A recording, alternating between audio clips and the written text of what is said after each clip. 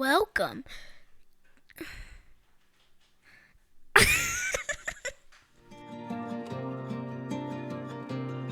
Welcome. You are listening to audio from the table. If you'd like to learn more about our community or donate to this ministry, please visit thetabletx.com.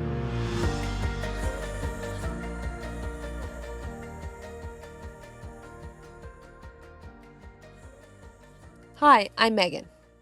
And if you had known me in high school and asked me what my favorite movie was, I would have quickly responded with Gidget. Gidget is a film from 1959 starring Sandra Dee, James Darren, and Cliff Robertson. It told the story of 17-year-old Francine Lawrence, aka Gidget, who rejects her friend's pressure to spend the summer man hunting. Note, not everything in the movie ages well. And pushes back against her parents as they want to set her up with a son of a family friend, Jeffrey Matthews.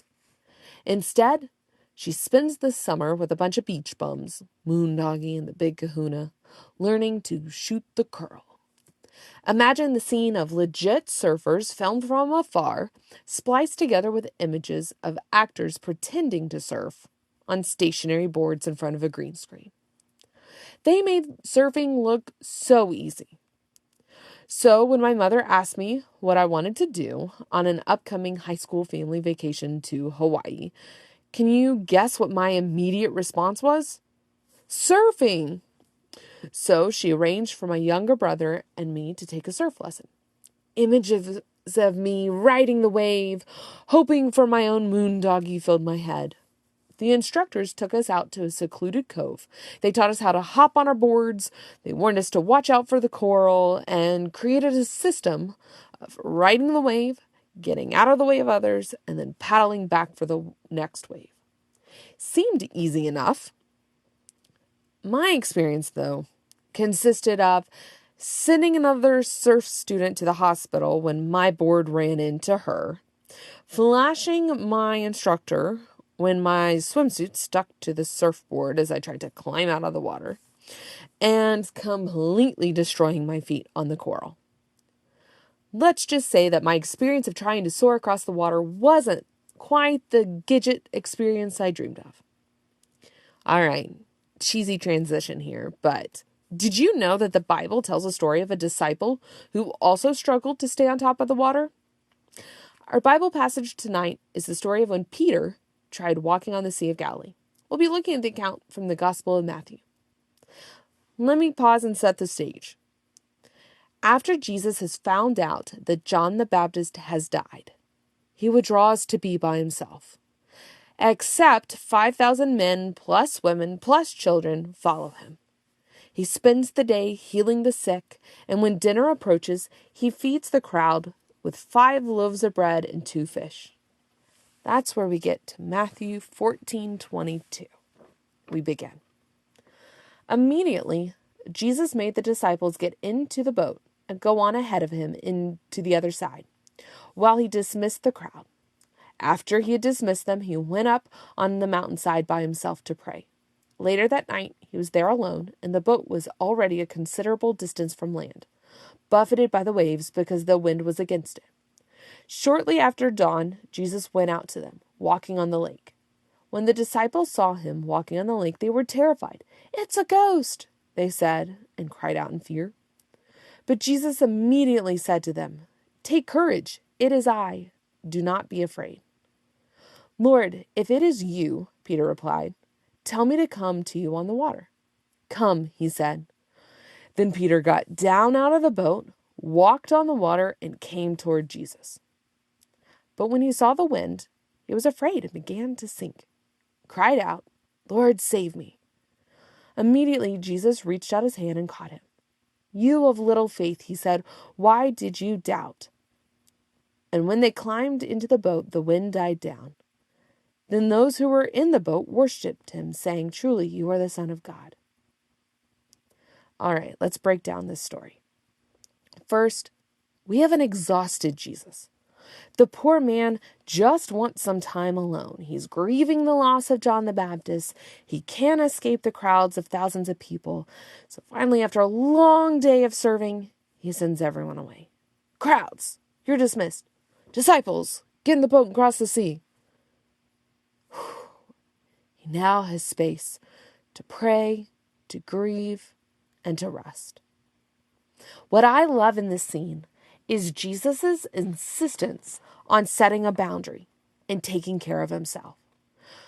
Prior to being married to my husband, Christian, who brings balance into the marriage, it was quite normal for me to live at a very unhealthy pace. I had no concept of when my plate was too full. I lived in yes. Eventually, at least once a year, I would catch a cold that would wipe me out for a week, my body insisting on stopping for rest. But here, Jesus models the ability to say, enough. He knows that he needs solitude and prayer, and he makes that happen. Next, Jesus needs to catch back up with the disciples. So, of course, he walks on the sea to the boat. Pythagorean theorem, I guess, fastest way to get to the boat.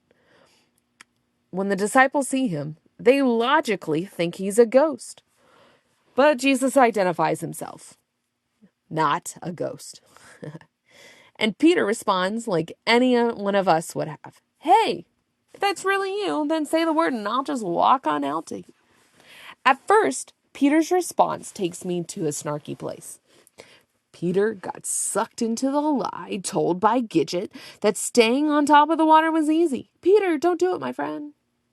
Or maybe Peter is just a little dim. Kind of like Olaf, the snowman in Frozen, who dreams about summer. Hey, Olaf, the sun melts snow. Maybe Peter just doesn't know how water works. But let's reframe this. Peter really knows what kind of day Jesus has had. Grief, serving, crowds, and he sees him in the chaos of the wind and the water, and something calls inside of him to leave the security of the boat to be with his friend. Hey, that's empathy and bravery. The writers of the Gospels were not always generous with their portrayal of the disciples. Often they come off really dumb and dense.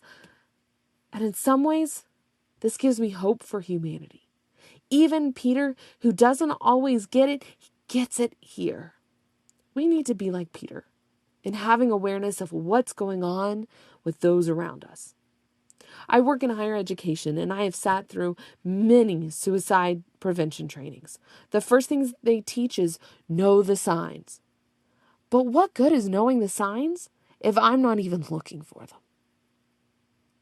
Back to the scene. Now the rescuer has to be rescued. Laws of physics and the reality of the wind come to mind, and Peter loses his confidence. Did Peter lose faith in himself or Jesus? For the sake of this sermon, it doesn't really matter because both happen in life. Part of being human is having to wrestle with our doubts about God and faith. There are lots of great authors who are helping to normalize these questions of doubt. Peter Enns, Greg Boyd, Brian McLaren, the late Rachel Held Evans, Barbara Brown Taylor, and many others. For example, Peter Enns says, doubt can do things spiritually that nothing else can do. Sometimes we want to think of our faith as a castle, safe, comfortable, familiar. But what if God doesn't want us to be comfortable and safe? What if comfortable and safe keep God at a distance? Doubt tears down the castle walls and force us on a journey. Barbara Brown Taylor picks up right where he leaves off, saying, I think faith means walking with God in the dark. We don't see an end to the journey, but we trust God's promise that the destination is good. So secondly, it's very common to lose faith in ourselves. Our anxieties creep in, and negative self-talks make us question our ability to do hard things. That leads us to self-sabotage, and sometimes we don't even attempt to do the hard thing because we're too scared of failing. This can affect our mental health and lead us to needing professional help. Regardless of what Peter is doubting in, I get it. So by this point, Peter is now sinking, and Jesus reaches out a hand to catch him. They get back to the safety of the boat. I think that this is one of the most beautiful pictures of what it means to be the church. Having an awareness of what is going on in the lives of others around me, not being so self-absorbed that I can't identify when someone's in pain. 2, being willing to get out of the boat to be with someone who's hurting. You don't have to fix the problem, but be present. 3, acknowledging when I'm in over my head and being okay to ask for help, vocalizing what I'm afraid of. 4, giving out your hand to the one who is so overwhelmed that they feel like they are drowning, and taking a hand when you're drowning. Last year, my life was really rough because of a toxic work environment. It was soul crushing.